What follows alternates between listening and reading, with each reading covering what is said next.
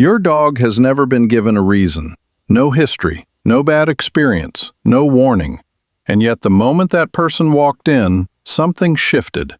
The stillness, the low positioning of the head, the refusal to go near them no matter what. You called it overreacting. You apologized. You moved on. But behavioral scientists have spent the last 2 decades running experiments that suggest your dog wasn't overreacting at all. They were reading something you didn't even know you were broadcasting. We've all been there. The dog who growls at one specific neighbor but greets everyone else with a wagging tail.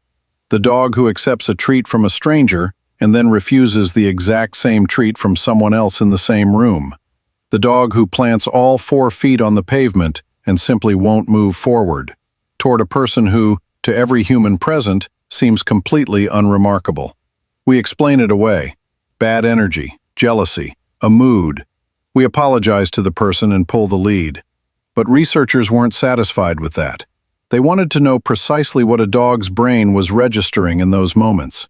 So they designed experiments, controlled ones, with cameras, treat dispensers, actors following scripts. And what those experiments revealed doesn't just explain your dog's instincts. It quietly dismantles one of the most common things we believe about how dogs actually think. In a study published in the journal Neuroscience and Biobehavioral Reviews, researchers in Japan staged a scene. A dog owner struggled to open a tightly sealed container. 3 actors rotated through the room. 1 helped willingly, 1 stood by doing nothing, and 1 refused outright. The dogs watched the entire thing without interacting. Then each actor offered the dog a treat. Dogs accepted food readily from the helper. Most accepted it from the passive bystander. But when the actor who had refused to help extended their hand with a treat, the dogs turned away. Not once. Consistently across repeated trials. These dogs had no prior relationship with any of these actors. There was no history to draw on. Just one brief scene, lasting minutes, in which they watched a stranger be unkind to the person they loved. That was enough. One observation, filed away, permanent. But unkindness is only one layer. A separate Japanese study asked a harder question. Can dogs detect not just meanness, but deception? Researchers placed 2 containers in front of dogs. 1 held treats, 1 was empty. A person pointed to the treat container. The dog found the reward. Trust built. Round 2. The same person pointed to the empty container. The dog searched, found nothing, and looked back. Confused. Something registered. Round 3. The person pointed correctly again. Most dogs didn't follow. They remembered. One misdirection was enough to close the door entirely. The social contract had been broken, and the dog recorded it. Not in language, not in conscious thought, but in something deeper and faster than either.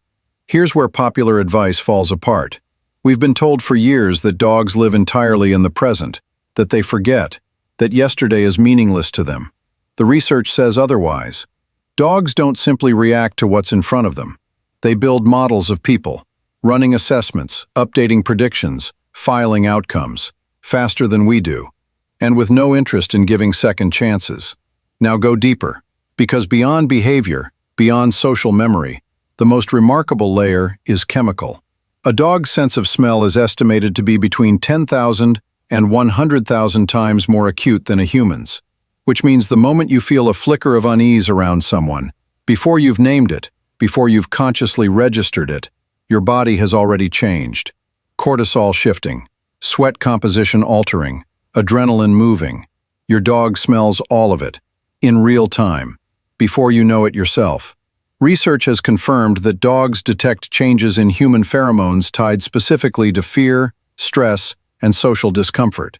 A 2018 study at Queen's University Belfast found that dogs exposed to human stress odor, collected during genuinely stressful moments, showed measurable changes in their own physiological stress responses.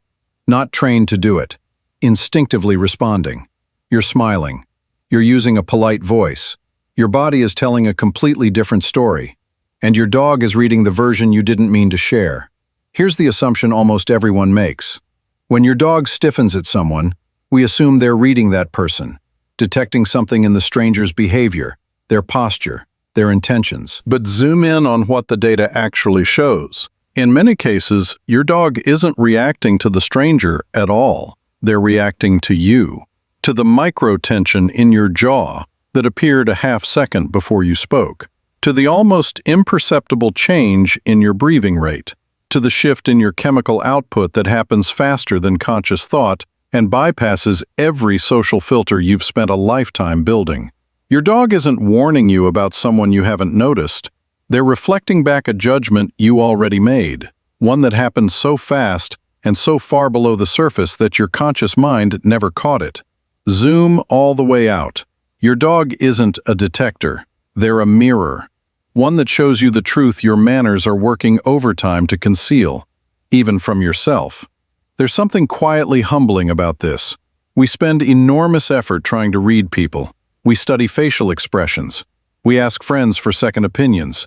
We replay conversations at 2 in the morning wondering what someone really meant. And living beside you, unbothered by social obligation, completely indifferent to politeness, is a creature who already knows, who knew before you finished shaking the person's hand, who recorded it, stored it, and will still know it 6 months from now.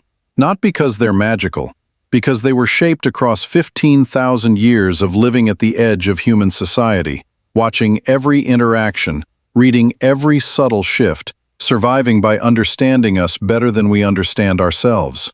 The dog who backed away from someone at your door wasn't being difficult, wasn't being antisocial, wasn't having an inexplicable bad day.